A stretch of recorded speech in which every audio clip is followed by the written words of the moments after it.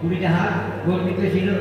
আজ আমার নাই বিংশ বাহু স্কন্ধ সংলগ্ন রয়েছে, তথাপি তাপস রামচন্দ্র আমার এই রাজ্যের মধ্যে প্রবেশ করে আমার এই বংশকে ধ্বংস করল। তাই করে বিংশ ভাব বুদ্ধি আমার বিংশ ভাব বুদ্ধি রাম বলছে সুসময়ে সকল নিত্য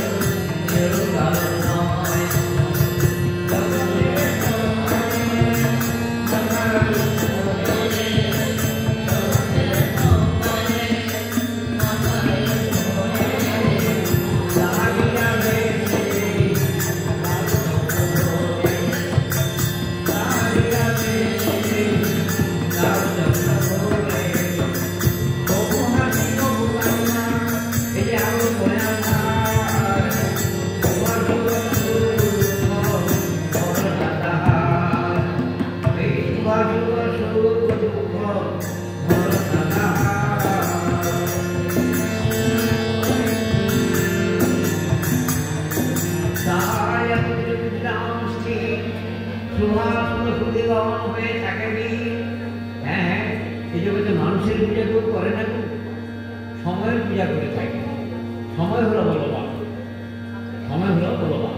দেখবেন আমরা যখন বিশাল ঐশ্বর্য হবে, বাড়ি গাড়ি ঘর দৌলত, তখন কত লোক আপনা হতে আপনার দরজায় আসবে।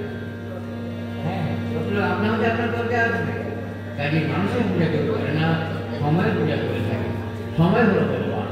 তাই একদিনে কেবল সে নারদ বিনয় প্রতিষ্ঠানায় বলেছিলেন যে হে লঙ্কাপতি, সুখের আত্মীয় এত অস্থির হওয়া উচিত নয়, আবার দুঃখের তাড়নায় কাতর হওয়া উচিত নয়। সুখে দুঃখে যিনি উদাসীন থাকেন তিনি হলেন পণ্ডিত। সুখে দুঃখে উদাসীন থাকেন তিনি হলেন পণ্ডিত।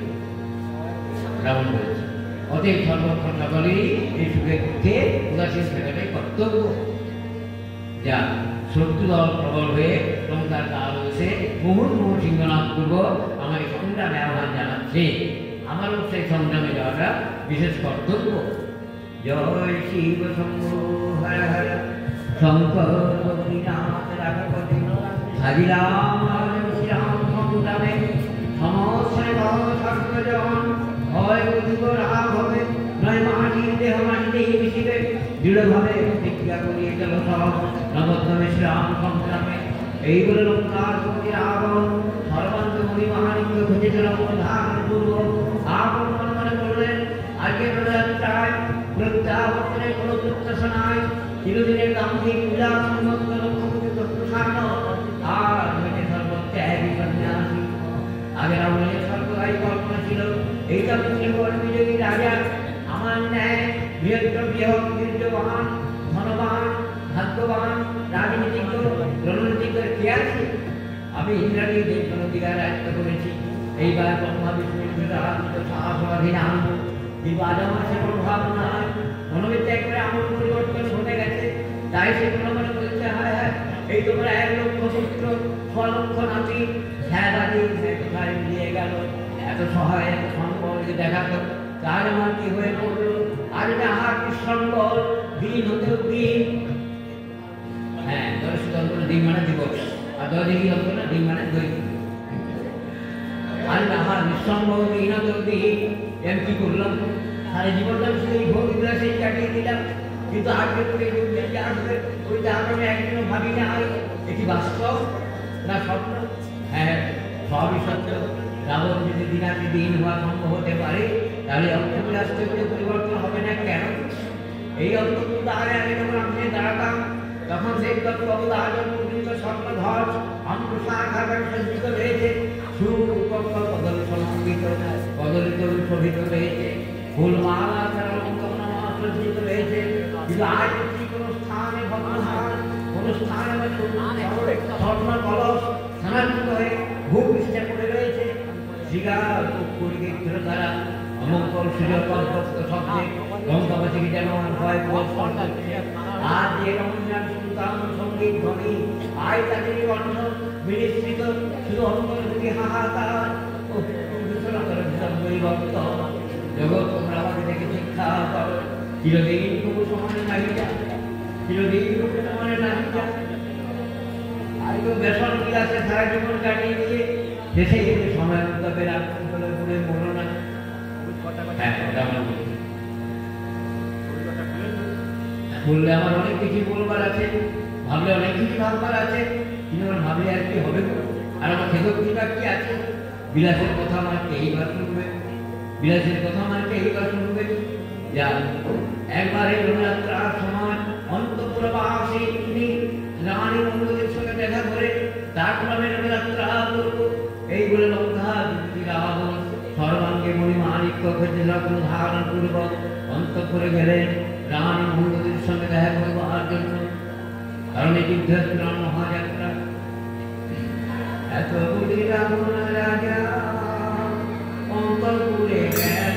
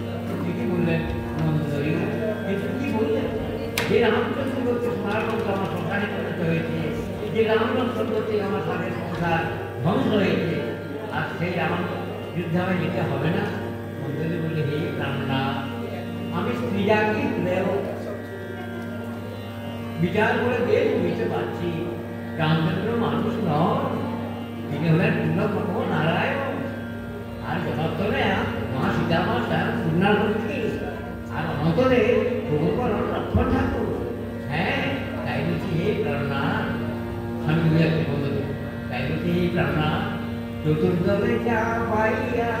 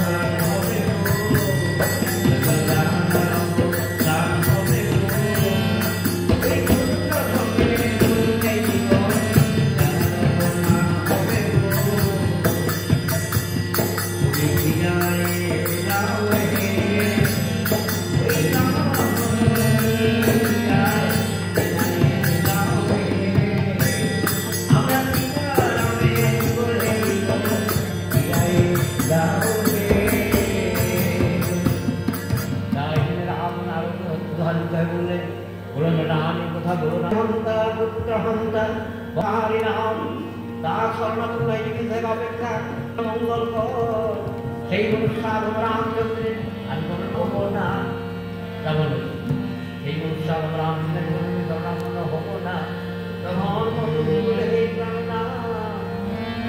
সমাজ মানব ভেবে একটা ভীষণ ভুল করেছে আমি এখনো তাকে চিনতে পারিনি হ্যাঁ মহারাজ এখনো তাকে তুমি চিনতে পারোনি তুমি জানো না কেন না রাজা রাম জানো না কেন না রাজা রাম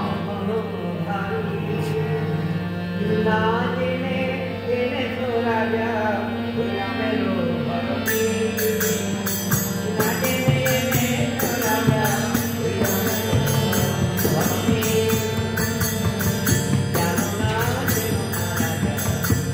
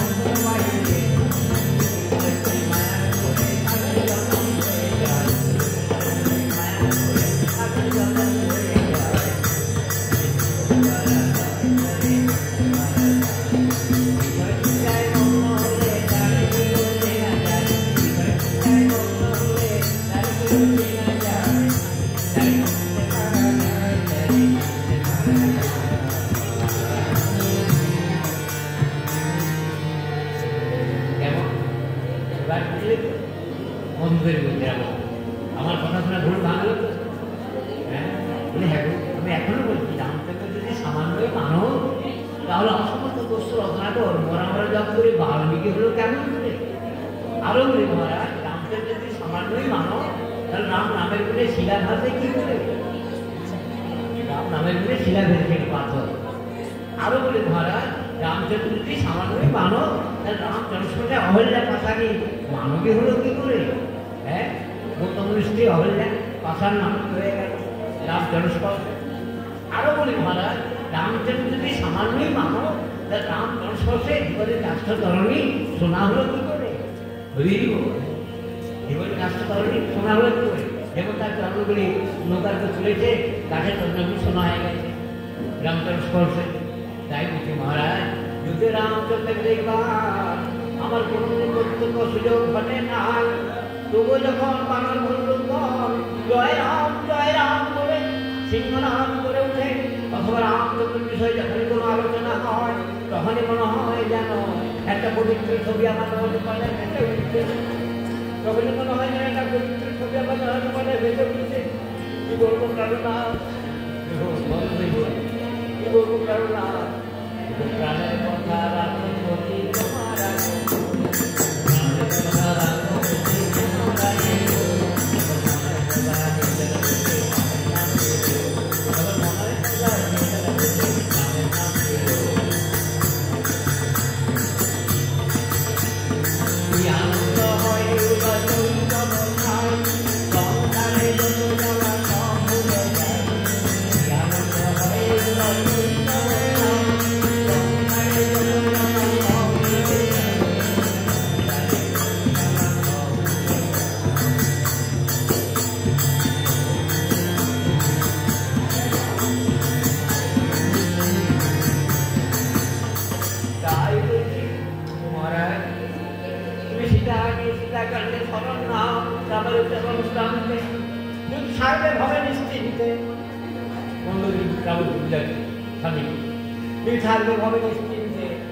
যখন আমার বলতে রাজি তুমি আমি যতই বুঝাও আমায় বোঝাতে পারবে না। ও তুমি তাকে বুঝেও বুঝবে না? হ্যাঁ হ্যাঁ, রামকে তাই যদি বলি তুমি আমায় কি করবে? বন্ধুদের বলে কি আর আমি দীর্ঘ নিঃশ্বাস ছাড়বো আর বলবো সারা জীবন স্বামী সুখ সম্ভব করলেও শেষ জীবনে স্বামী করতেন বড় দুঃখ পেলাম, শেষ জীবনে স্বামী করতেন বড় দুঃখ পেলাম। কি করে যেমন আমি ভক্তকে রামকে বললেন, তাই শুনে রামের হৃদয়গ্রন্থি হলো উদম সুরে ঝঙ্কার দিয়ে উঠল। 10 বদনে তাকে কলমের চাপ ভরে গেল, সারা শরীর রাবণের ঠিক হয়ে পড়ল, দুর্বল হয়ে পড়ল। বিজু বঙ্গীর বললেন, আমি কেন বললেন যে সারা জীবন স্বামী সুখ সম্ভব করলেও শেষ জীবনে স্বামী করতে বড় দুঃখ পেলাম। তখন বন্ধুদের বলে তার সোনপ্রাণের স্বর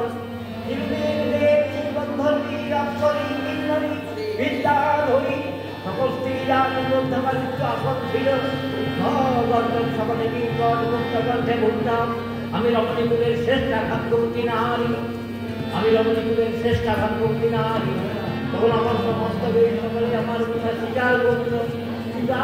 সারা জীবনের গরমটা ভেঙে দিয়ে চললে সারা জীবনে আমার গরমটা ভেঙে দিয়ে চললে এটি আমার সামান্য